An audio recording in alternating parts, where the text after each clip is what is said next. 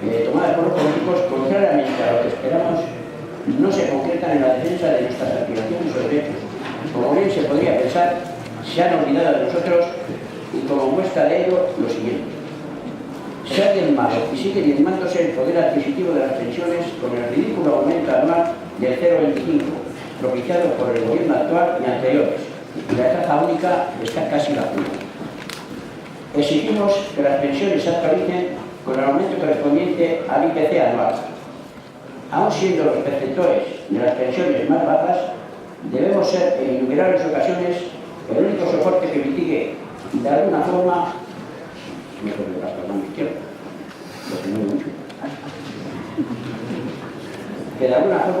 la caótica situación de las familias, bien mediante la ayuda económica directa o indirectamente. Denunciamos que el Gobierno ha utilizado en su propio beneficio nuestros fondos de la Caja de Pensiones de la Seguridad Social y exigimos su rápida restitución.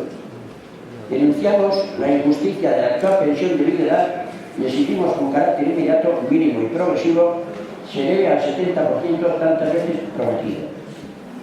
Denunciamos la aplicación del impuesto al rendimiento del trabajo personal y el ITP a nuestras pensiones, ya que estas proceden de la ley de cotizaciones para la jubilación durante nuestra vida laboral y en estas ya se aplicó dicha detención, por lo que entendemos no se debe aplicar en nuestras pensiones, puesto que abonamos dicho impuesto por partida doble, lo que no es correcto.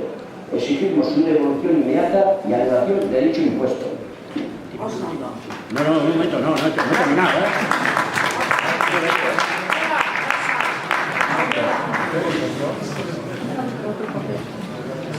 Y usted me dice.